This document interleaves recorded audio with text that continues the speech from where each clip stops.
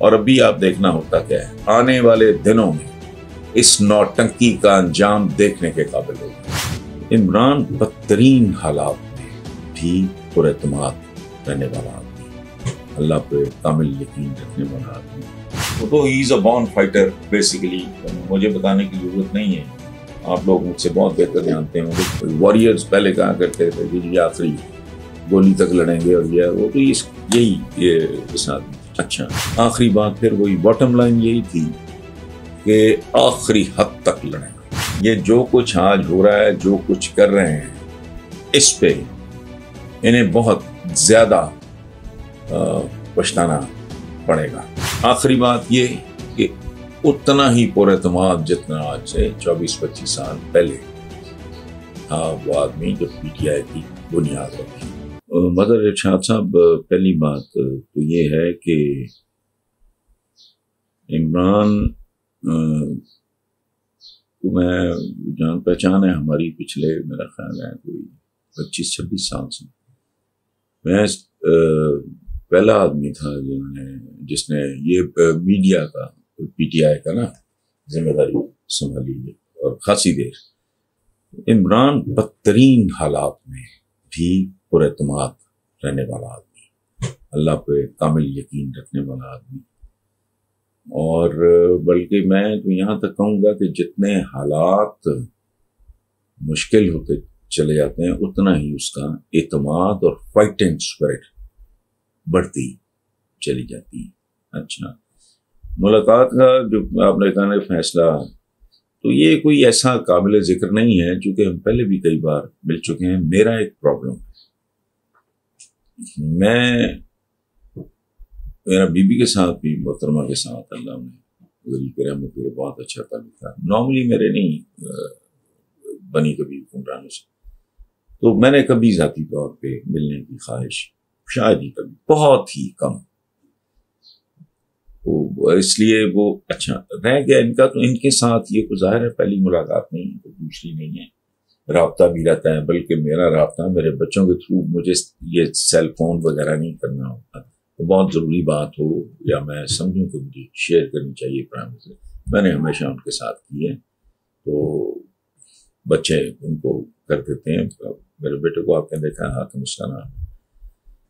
तो वो तो जब मैं जाने लगा था, मैं सच्ची बात है अवॉइड कर रहा था। इस एज में इतनी हिम्मत नहीं है कि बंदा सुबह इस्लामाबाद जाए तो शाम को वापस आए, बड़ा मुश्किल लगता है, 8-10 घंटे ड्राइव करते। अच्छा खैर, तो वो चलते हुए मुझे हातिम ने कहा कि बाबा I'd also like to join you, तो मैंने कहा बेटा आ जाओ। ये अच्छा रह गई बात पुरएतमाद, पूरी स्पिरिट, ठीक है। वो तो he is a born fighter basically, मुझे बताने की जरूरत नहीं है, आप लोग मुझसे बहुत बेहतर जानते होंगे, क्योंकि मुझे क्रिकेट की समझ नहीं है।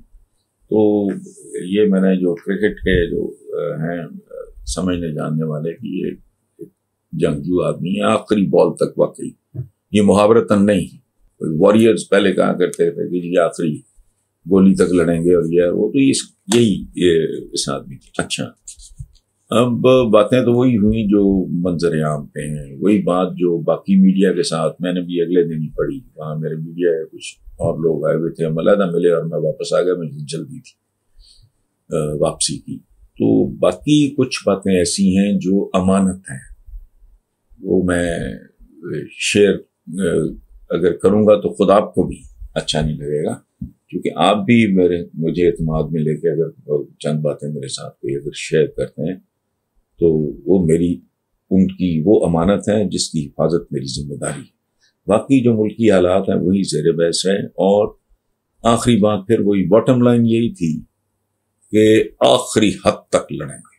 और एक बात मैं आपको प्रेडिक्ट कर दूं, मैंने आफ्ताब इकबाल साहब के प्रोग्राम में भी ये बात की है, नई को मुलाकात के बाद नहीं, क्योंकि मेरा वो प्रोग्राम आफ्ताब के साथ हुआ था ये इससे पहले, तो वो उसमें मैंने यही बात की थी कि ये जो कुछ आज हो रहा है, जो कुछ कर रहे हैं, इस पे इन्हें बहुत ज्यादा पछताना पड़ेगा।